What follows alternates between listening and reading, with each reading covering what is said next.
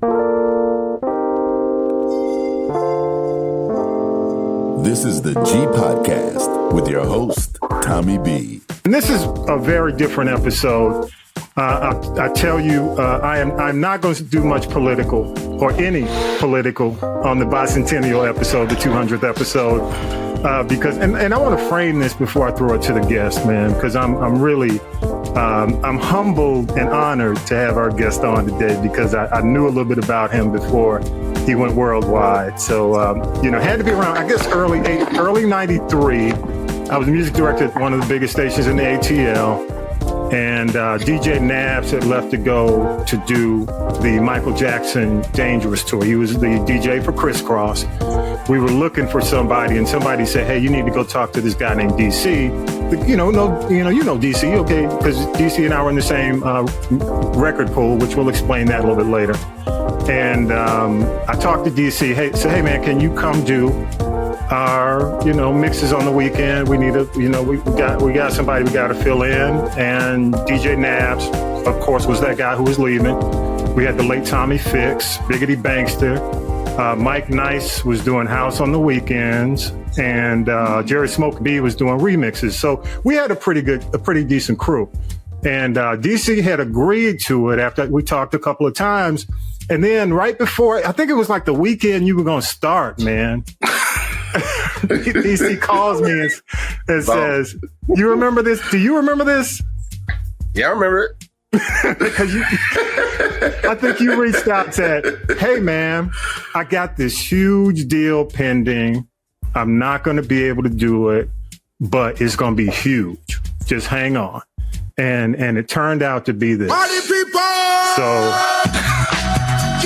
and I do not own copyright to that, by the way. I can get my Trump dance on. But honestly, man, I got to give it up to the one and only DC, the brain supreme in the building, man. Government name Cecil Glenn. And thank you, man. I appreciate you first and foremost for coming on the 200th episode, man. It really is for somebody, you see who will break ground in Atlanta in a very different way, because I was a club DJ or more mobile DJ and a mixed DJ. Talib was a DJ, and of course DC, but DC did it in the strip clubs. And the importance of the Atlanta strip club scene in a lot of cases, I think it gets overlooked when you talk about hip hop in Atlanta, because people say, "Oh yeah, it was just the lady." DC, am I correct in saying that the strip clubs formed a lot of the habits in Atlanta when it came to music? Am I correct in saying that? You're more than correct, but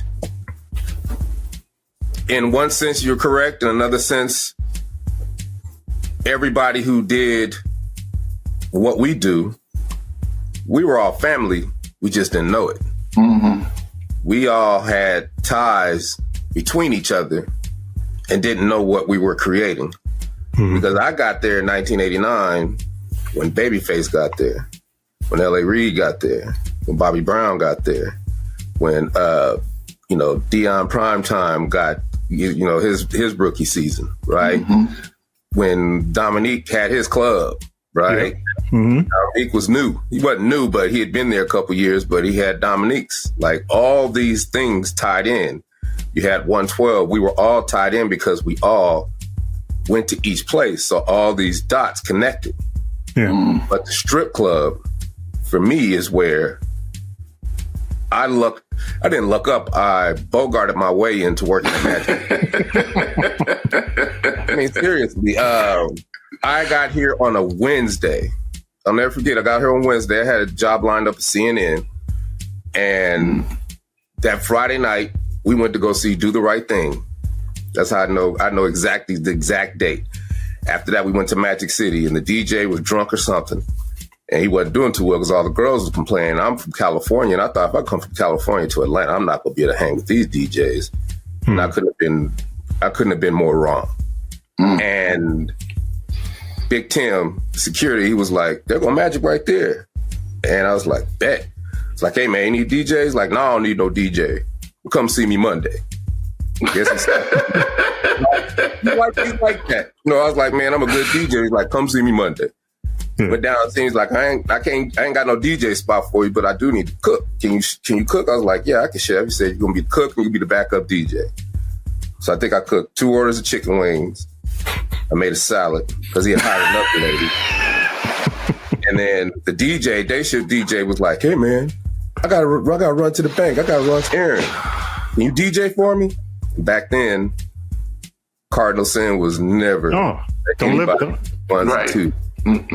I got not on your set. I got up there and was 10 for the top, 10 for the bottom, no tip, no strip.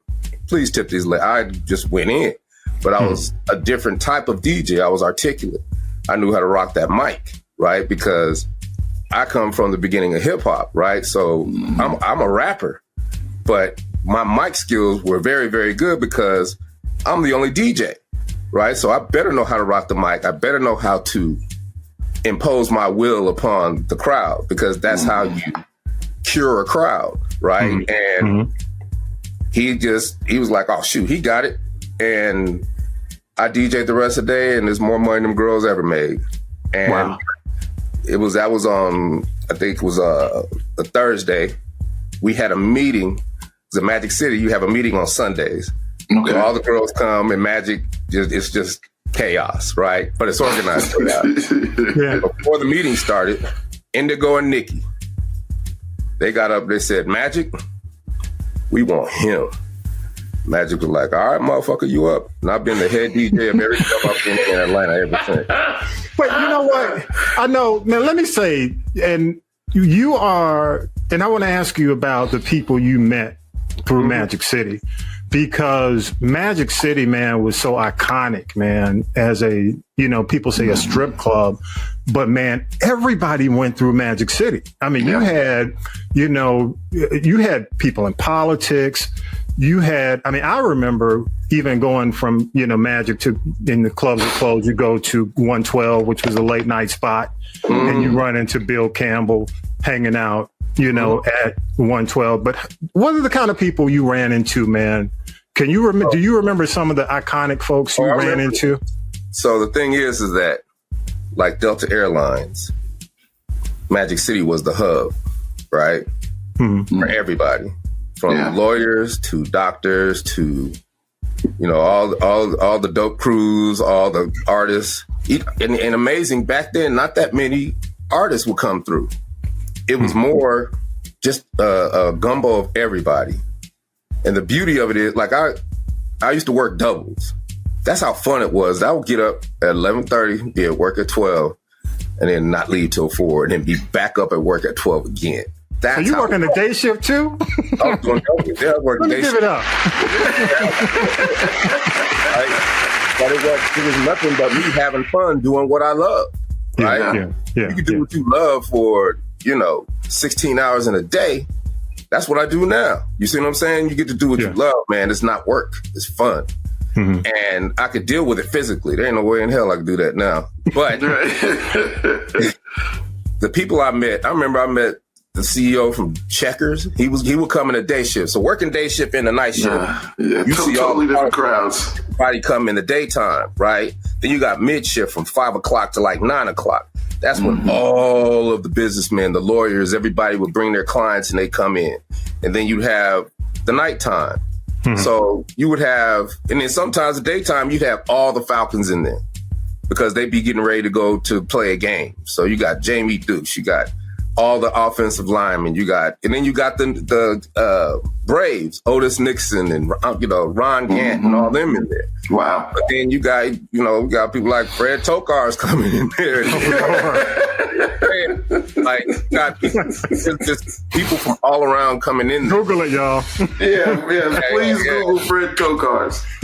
So you talking about, it was always money. And then when it got kind of late, that's when you had all the dope boys come in. But the thing back then is that all the dope boys was cool with each other. We all knew each other, you know what I'm saying? And they all would come in and they all would come to see Magic. And, the athletes would come in. And then when the athletes would play, Dominique would bring, all the athletes from other teams in there. So I met so many people, right? So many actors, just everybody. I got pictures of everybody. But the thing is that I met so many people. They know who I am, and the place they love to come first is the DJ booth. And I remember times I just be in Dion, just be sitting in the DJ booth talking, right? Wow. My dog, right? So, or me and Dominique. And then I was selling mixtapes. And my mixtapes were different, right? People think, to me, a mixtape is just nothing but music, right? Back in the day in New York, when they made mixtapes, nobody was yelling and talking on mixtapes. It was about the music. Yeah. And that's why ATL party mixes has always been about the music. It's always been generic. But Talib can tell you, I sold more mixtapes than anybody, and nobody know who I was. It wasn't about anybody knowing who I was. It was about this money. Yeah. What can I do to sell more? I didn't try to be like everybody else. I knew that if you make a good mix for 30 minutes or 45 minutes on one side and a good mix on the other, and give the people what they want, people are going to throw that in when they're washing their car. People are going to throw that in when at a party. People are going to throw that in. People steal people's tapes. They would come buy more tapes from me because somebody stole their mixtape. Yeah. That's when you know you got good mixtapes, right? So I met a lot of good people back then, and some of those relationships still to this day, I can run up on somebody and I'd be like, hey man, DC, Magic City DJ booth. Oh, DC? I don't even go, whoop, there it is. I say Magic City DJ booth, right? Yeah. That's where all the reps will come. And then we talk shop, because every DJ can't talk shop and still work. I can talk shop and still work being in the strip club, because I can let the record go off and it don't matter. You know what I'm saying? You know what I mean? So I met a lot of people, got a lot of good contacts, but where it really showed was just the hustle.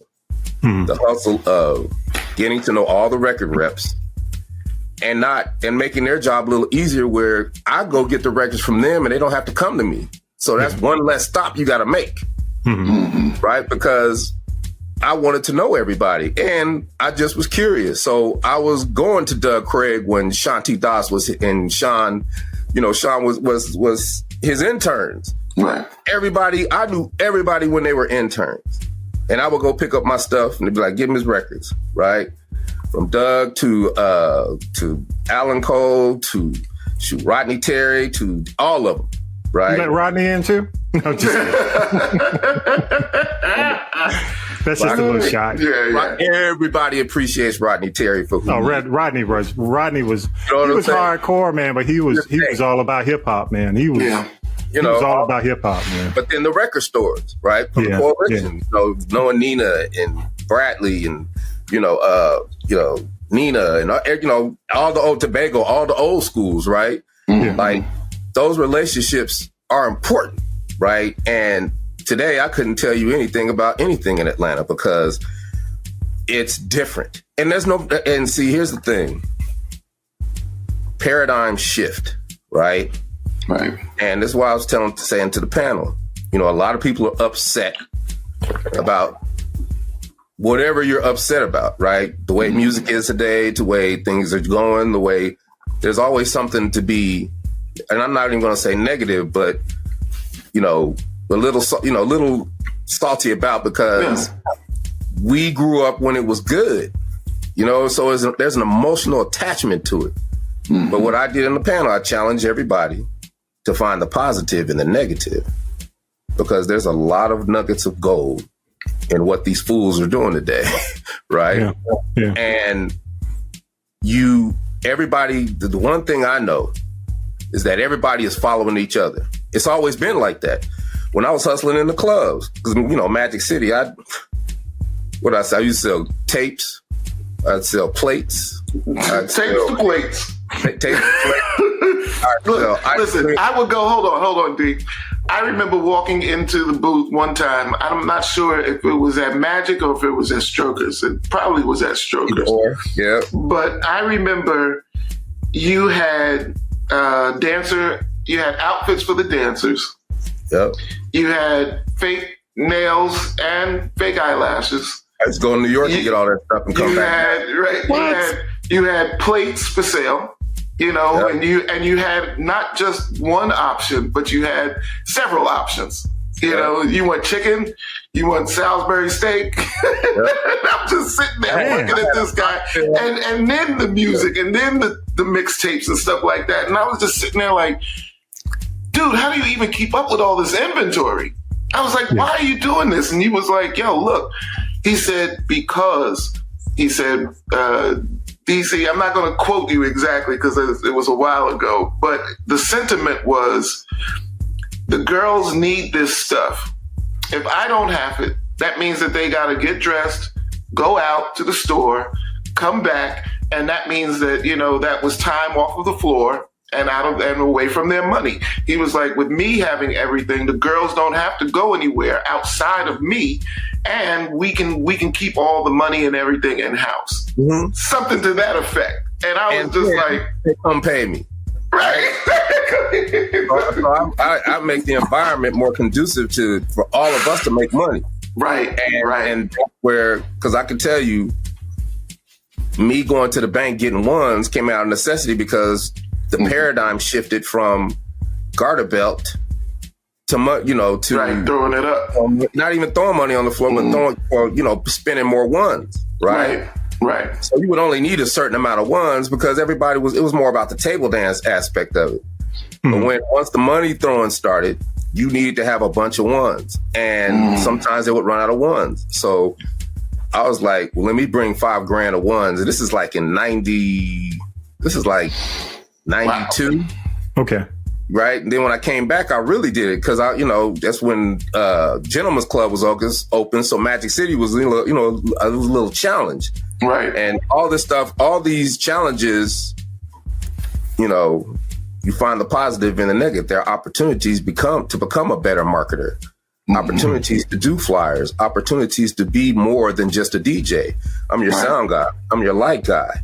I do your flyers. I do your television commercials. I do your radio spots. That's how me and Miss Faulkner taught me the game. Yeah. Right. That's, R.I.P. He taught me everything. Right. Yeah. I am from his tree. And I'm one of the only ones that went from the radio voiceover to do global voiceover, to do voiceover for, NBC and all this. I'm a voice artist now. I've got 5 agents. Wow. I'm so busy I can't even get to voiceover. Right? I get auditions all the time, but I'm just too busy, right? Because there are other things that are just way more lucrative because of all the things that club taught me, right? DC, I want to ask this, man, before you get into the phenomenon of tag team, okay?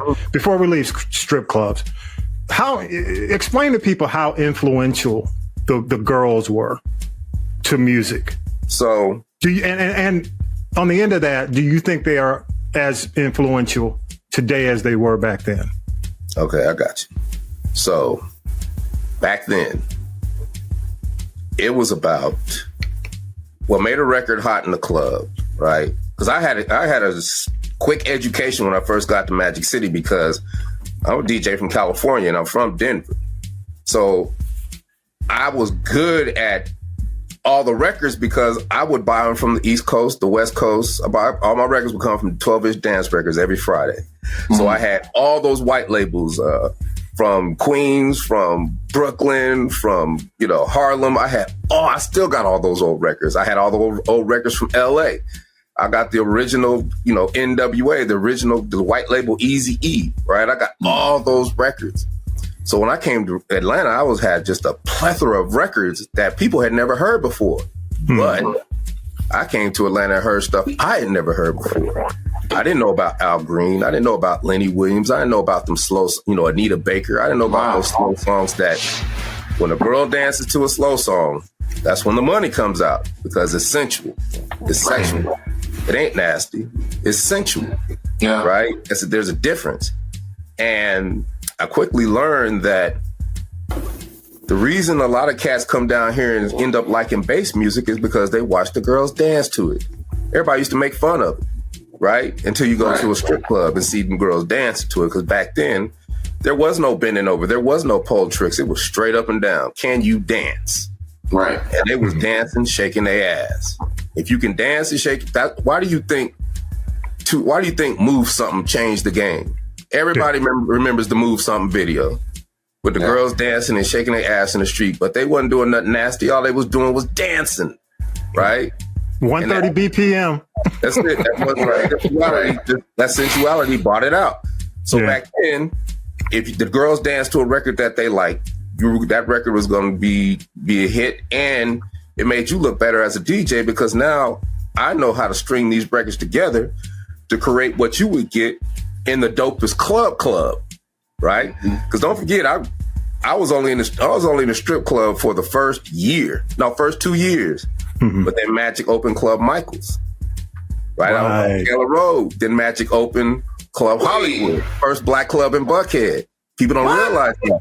That was Magic that opened those? Club Hollywood on Far Road. And I tell you, and it was hard because I was like, so when we going, what we doing, Magic? What we doing with Club Hollywood? He's like, nigga, you ain't going over to Club Hollywood. I was like, destroyed. And he hired Daz Wright. Oh. But he had to. Yeah. Right? It was political play. Yeah. Like, man, we about to go into this white area. You are a great DJ, but this is a play. I said, all right, I got you. Because I knew eventually I would be there, right? But I watched Daz. That's why I was telling the panel. I learned from Daz Wright and Stuart Gardner. Daz and Stuart were amazing, brother. They're the godfathers of the whole thing, man, because Stuart used to do Backstreet. Used to do Backstreet, right? And Daz did the Phoenix. Daz used to be the Phoenix. Right? And then Nabs had Esso. I had Magic City, right? Like all these clubs, I learned from all these DJs. You had Sensations where you had, who's out of Sensations? There was a couple DJs out of Sensations. Actually, Jazz started at Sensations. That's where I first met Jazz. Well, one of the first places I've seen Jazz spin was at Sensations out on Covington Highway. Yep, you had Sensations. You had Albert Dean at 112. Same set every Saturday. Wow. I wanted his job so bad because I knew what I could have done with 112. Right. But it was loyal to him, just like Maz was loyal to me, just like everybody's, you earn that loyalty by not being just a DJ. Right. So that is back then. Now, it's not like that because people don't care about the girls because that's sacrilege for rappers to get up on a stage and perform in a strip club, to me. But that's the way that's what it changed into. So I'm not mad about it. I just couldn't do that. Right. And that's why I retired in 2015 because it was too wild. Then everybody want to pay to, everybody's trying to pay me to play their records. And I was like, I don't do that because I need control. There's people that hate me to this day. Well-known comedians, well-known actors. I think run up on me and get the mic and go just run around talking, just yapping. I was like, no. They're like, man, you tripping, dude. I was like, dude, I'm the DJ and the MC. I said, we making money in here. I can't let you mess up the money. Right. You want to come in here and have fun and let everybody know that you this and that. We don't do that here. And, it just got to where everybody thought they could rock the mic. You know what I'm saying? It's like, no, there's a system here. Right. I'm here to make money. I'm here to get these girls money. I'm here to make the club money. That's it. Right? Wow. Me and you cool, but you can't rock the mic. So that was one thing. And then they hate you for that too, bro. Yeah. They don't forget. I can sit down and have a conversation and I can explain it to them. They'll understand what I'm saying because they'll realize it was nothing but their ego getting in the way. Absolutely. Right. They know I'm spitting game because when we talk about money, everybody understands when you start spitting that game about money. Right. So I can't let you mess up my money just because you got money. You know what I'm saying? I make just as much as you make in the show because I know how to make money in the environment that I'm in. Yeah. That has always been my ability, right? So what I said this on this one that messed everybody up when I don't even know if I said this. I think I did. What's that? When Cass would be like, hey, man, I'll give you $100, man, to play this record. Oh, yeah. Yes, you did. Yeah. And it blows people away. And you could ask anybody, does DC take money? Anybody from back then, did DC take money to play records? Man, I couldn't pay him to do nothing. Yeah. But I like, okay, give me the $100. Then I would go to the girl and I'd be like, I got $50 for you. I'm about to play this record. We're going to make it look good, all right? So I come back or sometimes I give them the whole 100. But I come because, cats be like, I want to throw it on the stage. Just tip, man, I don't be tipping no broads. There's cats like that. So but you always have to adapt, right? Right. And I play the dude's song because it's what most DJs do first. We put context to it. Hey, man, I got $100 for you. Bet. Play the song. Girl, like, what the hell is that? Man, just dance. But now you got an argument back and forth. The customers are watching. The song, don't nobody know the song. So now the song sucks. The girl makes the song suck even more.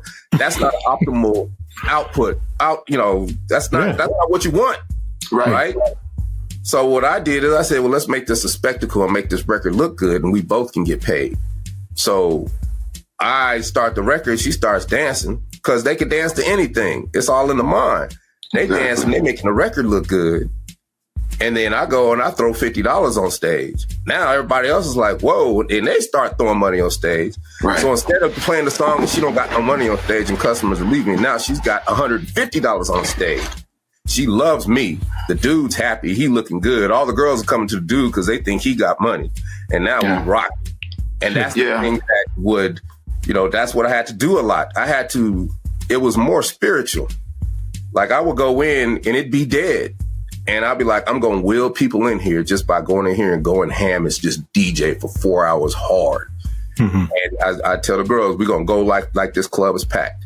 And we go and then all of a sudden customers start coming. Customers come and spend money. Next thing you know, the club is packed at 10 o'clock when it shouldn't have been.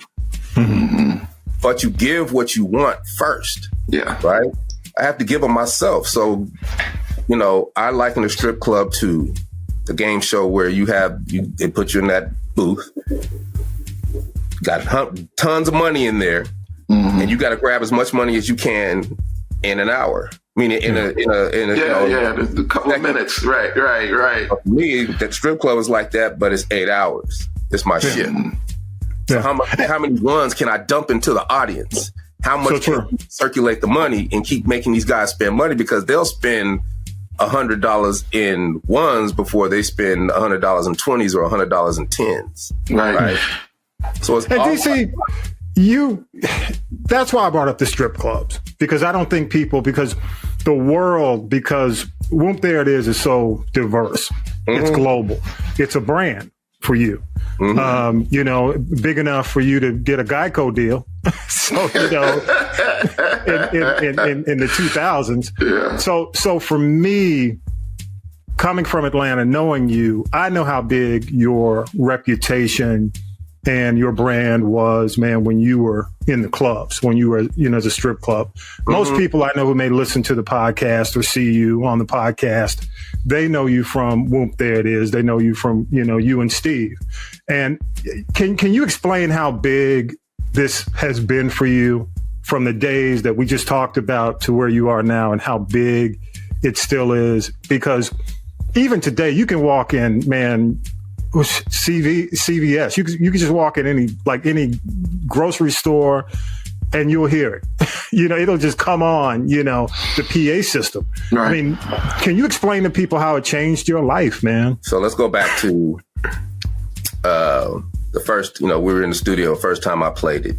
I had to work at Magic City on Thursday night, August 92. And pulled the cassette, set up my records, popped it in, played it. 15 people came to the DJ booth and said, what the hell is that? I said, that's my new record to this day. So that's the biggest record, the biggest response on any record I've ever had in my 35-year DJ career. Mm. You know how it is. You get them records and a couple people going to be like, hey, man, what is that? You got that on a mixtape? Mm-hmm. Right? We know that speech. Yeah. This was bananas. So my hubris as a young man, I'm like, okay, well, all my music's going to be like this. Because, there was a point that I had to realize that I was in the land of booty shake. Because we were hip hop. And they would like the records, but wasn't nothing popping, right? But our first attempt was Won't There It Is to make an up-tempo record. But we didn't do it booty shake. We did it, which always and forever for me, the essence of hip hop starts with Planet Rock. Because Planet Rock is the beginning of the B-boy era. Planet Rock, Pac Jam, Al Nafish, all those records that we the electro funk. Yeah. Electro funk, but then it goes back a little deeper with Kraftwerk and Orbit and all those records. Yes, right? Midnight Star. Yeah, that's the sweet spot of up tempo record before it goes too far as bass or too far as house. Right, that's the neutral spot. That's what we fashioned. That's what Steve fashioned the Won't There It Is beat after by using one of them old school electronica records, Kano, I'm Ready, sample. And that's what happened. And Whoop There It Is was a party saying, it was like, throw your hands in the air, wave them like you just don't care. And actually I had, the beat was for some other records, but that one fit.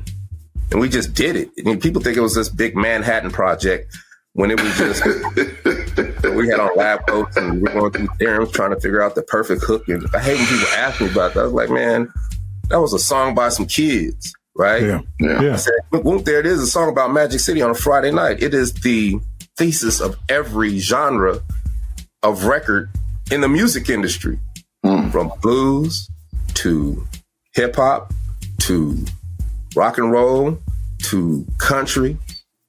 It's about men getting drunk on Friday night, chasing women, trying to get some. That's what it's about, right? It's about partying. Yeah. And my hubris as a young man, I'm like, every record's going to be like, so I stopped playing it because I'm trying to get these other records going. And Carey, I'll never forget, she's like, how come you don't play Whoop? And I was like, I'll play it. Played again. And that's when Alan Cole was in the house. He was like, what is that? I was like, that's my new man, you better give me a tape of that. We went to New York. He said he was going to New York. He went to New York, gave it to Columbia.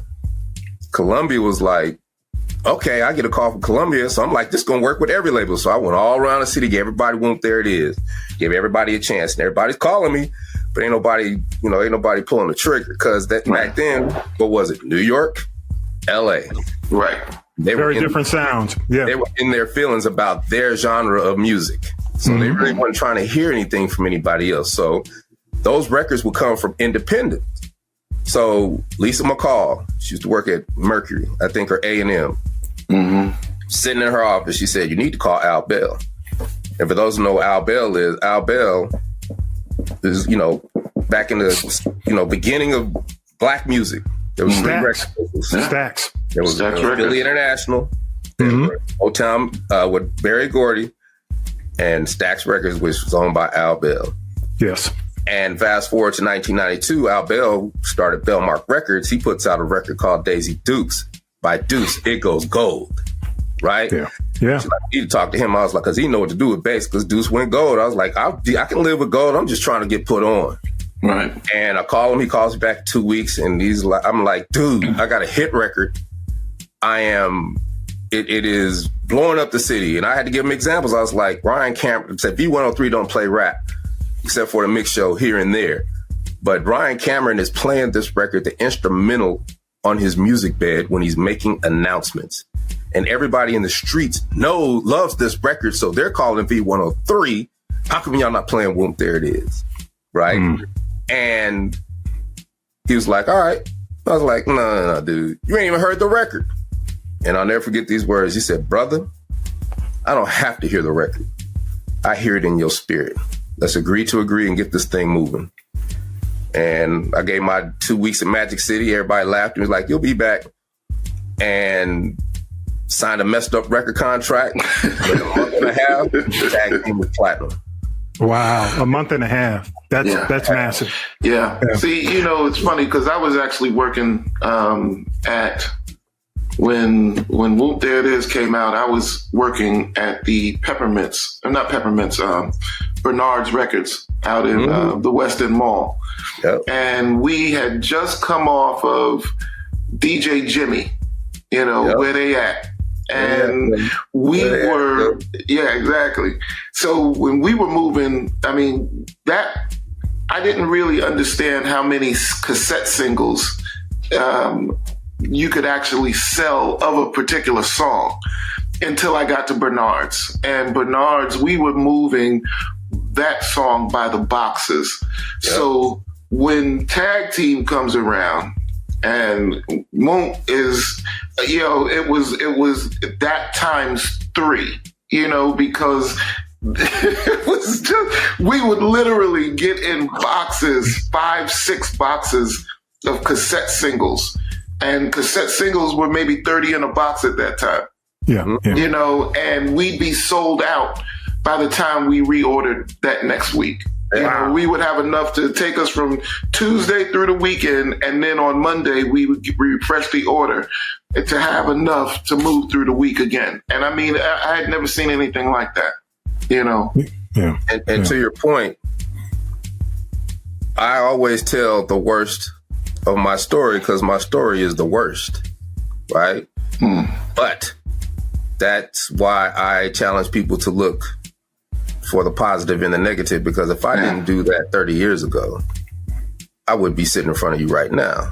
Right. See what I'm saying? I wouldn't, all the things that have transpired over these years wouldn't have happened, because what that did is it forced me to always be able to adapt. And then it forced me to vow that if something traumatic happened in my life, it will never happen again due to lack of education. Right. So, we've been in a 20-year legal battle. We just got finished in 2017. But that legal battle basically made me a paralegal, right?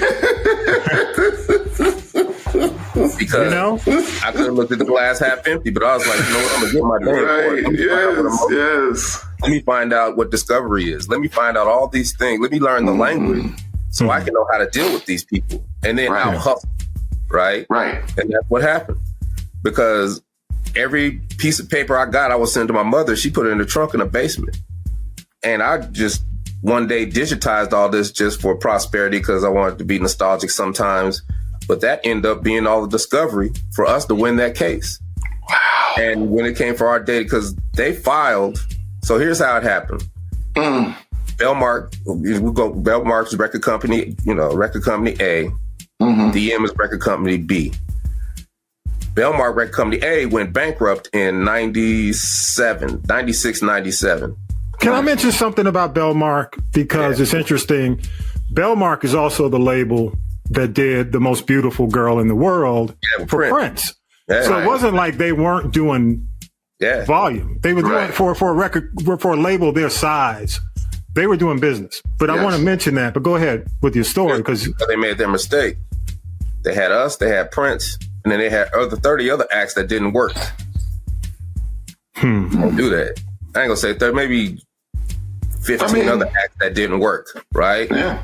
And that's a lot of money being spent, right? So, Deuce funded us, we funded all that, and then Prince came along with distribution. But even that didn't, it was a good PR play, but it wasn't as lucrative as people might have thought. Okay. And I'm looking at all this and I'm pissed off, right? So I'm thinking I could fight the record company. And I'm like, let me go to Joel Katz. And I soon realized that, big bank take little bank. Yeah. Right? So once my money was depleted, trying to fight these people, I had to go back to work. And I went back to what I love, DJ. And that's when I went back to Magic City. And then I had Atlanta Live. I was making show money at Atlanta Live. I was making $1,000 a night, plus I could hustle. My salary was $1,000 because I'm used to working 8-hour shifts because of the strip club. So in a club, you don't need no backup. You don't need no first DJ. Right? Yeah. And I remember I am the genesis of a lot of, I'm not going to say I'm the genesis of a lot of people, but I put in, everybody can tell you that I helped them. From Jelly to Black to Alex. Remember Alex used to throw those Biggie parties and Jermaine's Jingle Jams at Atlanta Live. Come to me, he's like, hey man, I really want to do this Biggie party, man. Put in a good word for me. I got you, dude. Yeah, Alex was cool way back then, right? And Alex and them people used to come to me and be like, man, I love how you DJ because you format everything. Ryan Cameron used to say he's the only DJ, strip club DJ that got a format. Like, because they're structuring what I do, because that's how you maximize your money, right? Money. And, I had to, I lost a lot of money, and I vowed that won't happen again. So I said, let me learn about finance. And I didn't know, I end up being a licensed commodities broker. I'm still a licensed commodities broker to this day. I do Forex. I do all of that. I just don't do it because it's like intellectual gambling to me, and I don't gamble because I suck at it. Everybody sucks at it. It's luck. It's a lot of it's luck, and you want to be in control. And I don't have the bandwidth to do that, right? But I learned about it. I learned about it, and I have 5 or 6 financial advisors that I throw a little money here, I get the money out of my hands so I don't see it. So it just grows and compounds because I don't worry about it. If you don't see it, it's going to always grow. And, that happened 2000. I would look at CNBC and not know what they talked about. In 2002, I knew everything they were talking about. And I had a job at a brokerage, and I was going to start a hedge fund. Like, I was going for the loot. But it was like I had to give up music if I was going to do that, and I wasn't giving up music. Right. So what other things do you think that being a DJ and looking at your environment and figuring out your environment, how did that help you in what came next? Because, now, you're doing all kinds of stuff. I mean, places that you wouldn't expect a DJ / rapper to get into, is kind of where you're delving into those areas now. So where are you going? And how did spinning actually help you in where you are now? So as a DJ, always and forever, I say this I just did keynote at a DJ Times conference, worldwide conference. I am first and foremost, always and forever, the DJ. And that's how I treat my life. So you're on time, you come in, you read the crowd, you see who's in the crowd. It could be a whole, but it could be 3 bachelorette parties. So you're going to do that a little differently than if it's just a bunch of people in the club. How you going to play your recurrence? How you going, when people start coming in, what kind of people are they? Is the club packed early? Is the club packed late? Right. You see what I'm saying? These are things that most DJs don't even think about. But this is what I'm thinking about. When I'm watching the people come in, okay, boom. And let me bring the owner in him so I can show him what I'm doing. So when the owner comes in, I'm saying, okay, now we got a good crowd, right? So this is what I'm going to do. I'm going to play, start with recurrence. Then I'm going to go to reggae. You're going to see this dance floor switch. Now I'm going to go to go-go because Atlanta's a melting pot back then in the late 90s. So you got a lot of people moving here from DC. So there's enough in there who appreciate go-go. So when they hear authentic go-go or they're visiting from DC, man, that DJ was rocking the house. But the people that were on reggae are getting to the bar drinking and people are coming in. Then I move to recurrence and maybe 110 to 122. Right, which is the Chubb Rocks and the Rob basses and all that mid-tempo stuff. Right. Then tempo. Yep. Switch them out. Then we go to house. Got a whole new dance floor. But then they go to the bar. And I sat there and explained that to Wayne. And he was like, that's why he paid me what he did. And then once you get finished with house, then you hear grumblings. Man, play that stuff. Play some good music. Nope. Stay disciplined. Go to bass. Now bass, all the girls are on the floor and all the dudes are around the floor salivating at every girl shaking their booty on the stage, shaking their booty in the club. Right. Then I play 3 slow jams. I was just about to say, you got to rock the slow sound next. And 3 slow jams. That's when everybody goes to the bar because they know after them slow jams, we ain't stopping.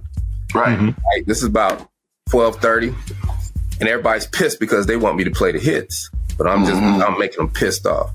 Play that, but the slow jam was the invitation. Yeah. I've known more people that got married off of a slow jam than any other way. Right. And think of the balls it would take. You can't think of it now, but think of the balls it took to ask a girl to hug on her and dance. Right. A stranger.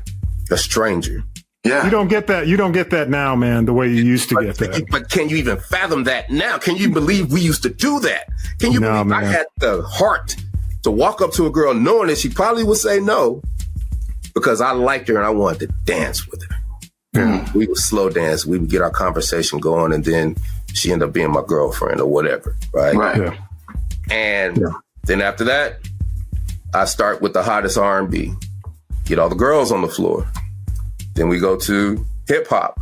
Then I go from 85 all the way up, and just relentless. But in those BPMs, I'm still switching genres. Right. I'm still going from hip hop back to R&B, maybe 3 or 4 reggae songs, the hottest one. Mm-hmm. But then going to the next BPM segment where you do the same rotation of genres over again because you can keep people on the dance floor longer. Right. Like, that's how I thought about DJing. Right. That's how I think about life. Right. That's how I think about, as DJs, we have a front row seat to humanity. So we get to watch people, and our whole success is based on if they dance and if you keep that dance floor packed. So you have to know human nature. You have to know personalities. You have to think outside the box on how you're going to do this. You have to be able to tie those records together to create energy that makes you a relentless DJ. Right? Now, people do it in different forms. Nas would do it with the cutting and scratching. You know what I'm saying? I did it like the kiddie roller coaster at Six Flags. You know, it's just a regular roller coaster at Six Flags is good enough because you can handle it and it's going to go up, it's going to go down, but it's still exciting, right? And a few curves, curves, that's it, right? But I was more about mixing. I was more about the blend. I was more about music, right? If there is a intro that's 6 measures, well, then I know I got to wait 2 measures for the outro of the old record before I bring the new record in. How many DJs do that? None. Now DJs will bring another record in the middle of the verse. Yes, cutting verses. Do that. Sum it up. Where are we headed? It's what you make it. Okay. I don't subscribe to none of that. Okay. I know what I'm doing. Right? I'm doing the same thing. Yeah, I go, everybody goes this way, I'm going this way. Yeah. Final words, man. Final words. Wrap us up. I thought we had 2 hours left. Come on, man. I ain't got you. Hey, you know what? Hey, I can't give you all the time because I got to get you back. Okay, so where are we headed? I know where I'm headed. Yeah. I've always, this is my thing. Get in front of the people who can pay you. There is nothing else. Yeah. Everybody's trying to like me, please like me, because everybody wants attention. They think attention equals money, and sometimes it do. And that's where social media comes in, because everybody think they got to do social media. But us as old ass dudes, we ain't trying to do that. But I done figured out 10 other ways to do it way more effectively and just as good as they do it. Right? Because I don't need 100,000 people to like me. I just need 100 people to pay me. That's my philosophy. So I have, I've done all this stuff over my career, right? But it has not been easy. It has been very traumatic. It has been difficult. But that has trained me, because I want it to be hard, because I know nobody else is going to do it. Right. I love to be wrong, because I know being wrong is the path to being right. You see what I'm saying? I got 100 of those where I can check myself to not fall in that pattern, right? And what did I say, Talib? The one thing we got over everything else, right, wrong, or indifferent, we got experience. Yeah. So you combine this experience with what they know. I know how to do what they do. I choose to do it different and make it custom to me, and then teach it to the world. Now I've changed the whole game. My goal is always to learn what they know. Because how many times you heard this? They don't teach us that. They ain't supposed to. Right. Don't nobody owe you nothing. Ain't nobody gonna give you nothing. Don't nobody care. Once you realize that, your mind is free. And I am free. And I'm going to learn what they know, no matter how hard it is, bring it back to the street game. Make the street game better. That's all I can do, right? I can't control what they do. All I can control is what I do, so I don't worry about it. That is how I find the positive in the negative. So let them do what they do because they giving me nuggets. They giving me hustles. People look at me like, he's making money. I'm going to do what he do. I'm like, you can have it because I got 10 hustles in the hole incubating. Catch me if you can. Because of the way I think. They call me DC, the brain supreme, for a reason.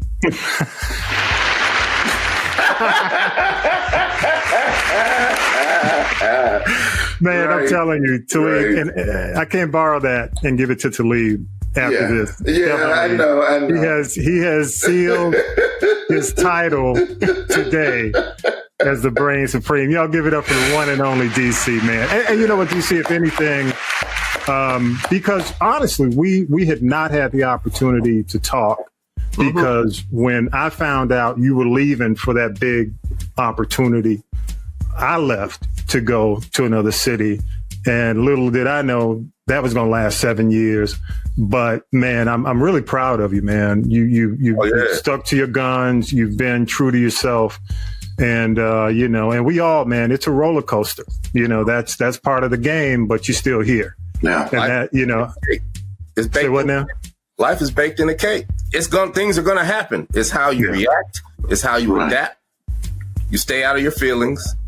And you can really do damage. You can really educate yourself to a level.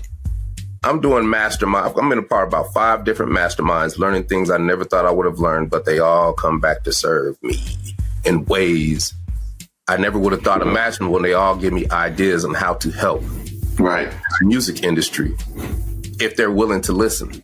But nobody's willing to listen. Because from the panel, I said, look, I'm going to give you all this stuff. Call me back in a month. And I gave everybody their folders and ain't nobody called me back. Because they think it's too hard. When all you got to do is just educate yourself. Learn about music publishing.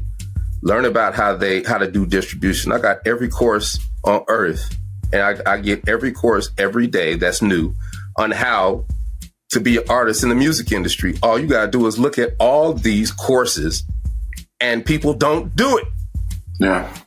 They're smart people showing you how to do it and you don't do it. I listen to every day. I got courses rolling at 5 speed because things are just dropping in my brain. I'm not going to remember everything, but them little nuggets are dropping in my brain, and then my brain starts working and turns them into 15 ideas. And then those ideas, I'm like, ooh, let me do this. So like for the podcast. People need to see you. Yeah. People need to know you exist. And that's how you get sponsors, right? So when you go into a sponsor and say, hey, I need you to sponsor me because I do this, it's not about the numbers. It's about your presentation. Right. It's about your passion, right? Then it's about the numbers because all that passion supports the numbers, even if they aren't that big. Right. You know what I mean? Yeah. So you got your game together on getting in front of the people who can pay you. The people will pay you because you thought enough to get in front of them without them knowing that you got in front of them. You didn't have to ask, hey, man, put me on. Hey, do this, do that. It was like, oh, I'm looking at Facebook 2:00 in the morning. I didn't know that they was doing that. That's how I did with that's why I'm an actor, voice artist, publicist, booking agent. I do all this myself. I had to learn how to do everything for myself so I could put a team together and teach them how to do it the right way effectively for me. For you. Yep, man. Good stuff. Boy. DC, how do people get in contact with you, man? How do people get in contact with you? SEO trick.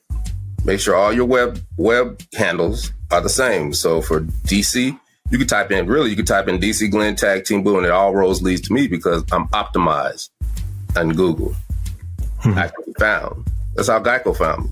I'm optimized in all of my portals, IMDb, all these, they're called citations, Yelp, everything.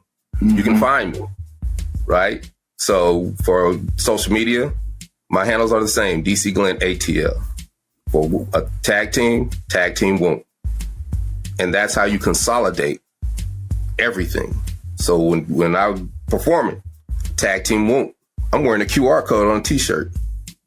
Because everybody goes with the cell phones, that little yellow box, no matter what kind of cell phone you got, takes you to that, and somebody's going to click it. If there's 10,000 people out there and 1,000 people click it, hey, I got it so cold now. I just got put on some game how to geolocate yourself, and then everybody that got their phones on, you get their emails. Yep. Good stuff. Good stuff, man. Yeah, we gonna talk, man. We gonna talk. I'll give it up, man, for the one and only DC, the Brain Supreme, man. DC, man, I really appreciate you taking the time, dog, and I got to get you back. This is the 200th episode, special episode for the podcast, man, and I'm glad that you were part of it. I'm glad you took the time, man. Definitely. Hell yeah. All right, y'all. Appreciate it. Let's go ahead and take a break, man. We'll come back with Tonya B, man. This has been, man, this, I'm floored, man. DC, I didn't know you had it, brother. Now I know. Boom. Let's go ahead and take a break, and we'll come back with Tonya B again. DC, the Brain Supreme Tag Team. Thank you so much, sir. Appreciate you, man. Yeah, for sure.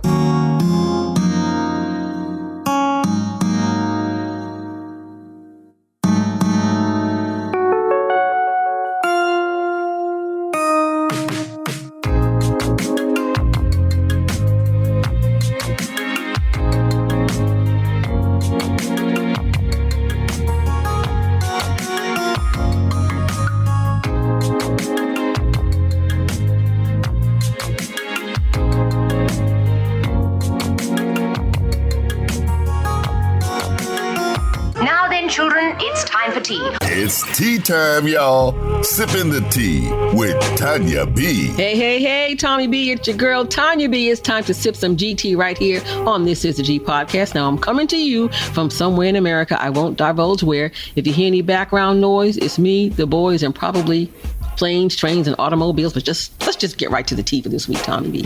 You remember Akon? He had a little run back in the early 2000s, and then he became an entrepreneur. Well, he's saying he's about to broke down Suge Knight, and here is why. Suge Knight apparently made a statement accusing Akon of raping a 13-year-old girl. That's a heck of an allegation, and Suge Knight got the podcast from jail. Still don't quite understand that. Akon can sue him to clear his name, but Suge Knight don't have two nickels to rub together.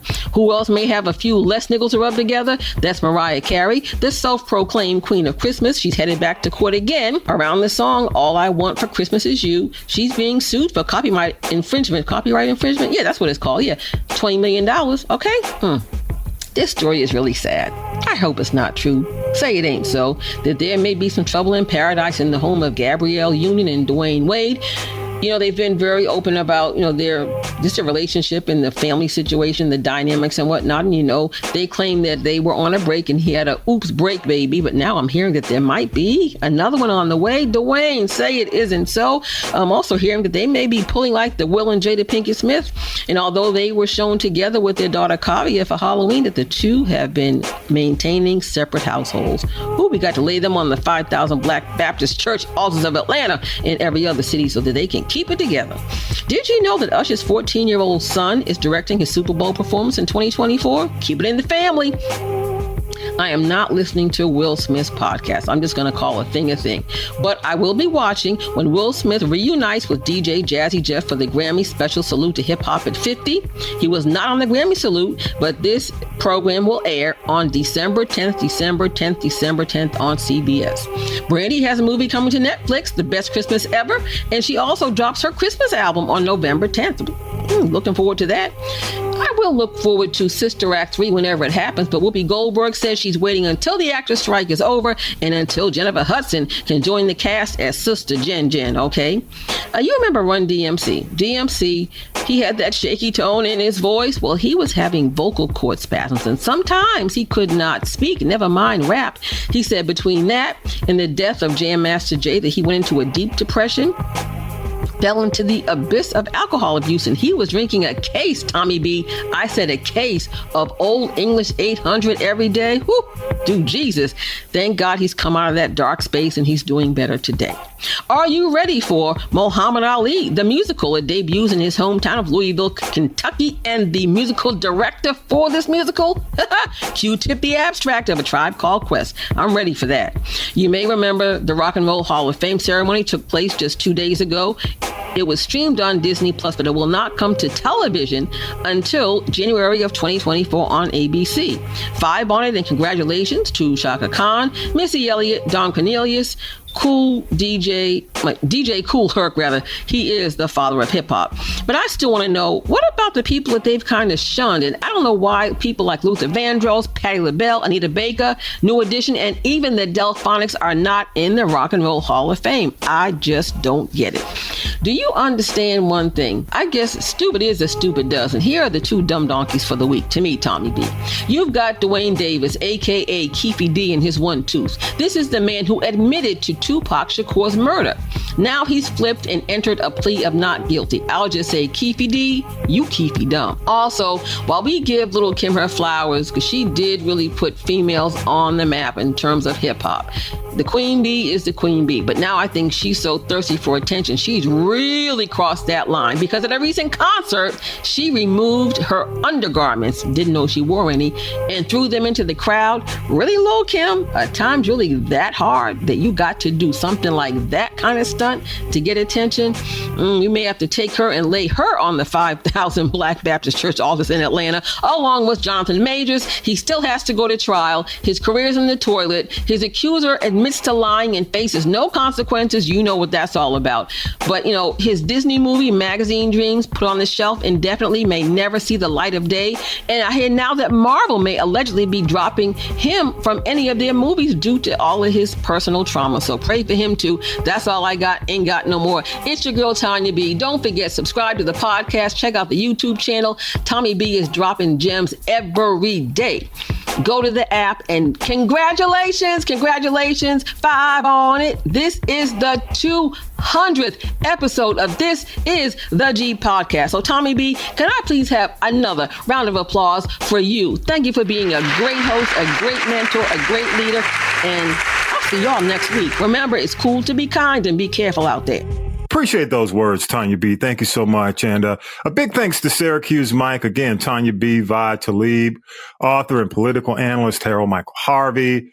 Thanks to our crew, Millennial Nick, Lady J, Regia, music by K-Dub, all those who help us make it happen every single week. Thanks to my friend DC of Tag Team for joining us and dropping all that great knowledge. Appreciate you, bro. Remember, every Sunday, 6 p.m., you can stream us first. The links are in our social media or at castropolis.net. Share us with a friend, y'all. That's the way we grow. Don't cost you nothing. And the big PSA for this episode, get your 200th episode bicentennial long tee this week. And I got to thank the designer, Alicia Cole, for a great design of the logo. Thank you, Alicia. Just in time for fall. It's at castropolis.net. Look for the details. We don't take a lot of advertising money because we want to keep the message pure. We want to deliver it the way it should be delivered. So this is a fun way and a sporty way to support the podcast. And we just appreciate you guys. Thank you so much, man. 200 episodes. A lot of you have been here since the beginning. A lot of you have found us along the way, and we just appreciate it. Thank you so much. Don't forget, man, we do the daily podcast, the 5-minute dailies every day, Monday through Friday. So make sure you turn on your notifications, subscribe either through the podcast app or go to YouTube. And with that, man, I'm just appreciative. Thank you so much. Episode 200. Wow, is in the can. Have a great week. Peace and power to the people. You've been listening to This Is the G Podcast. And This Is the G Podcast is a production of the Castropolis Podcast Network. Thanks for listening.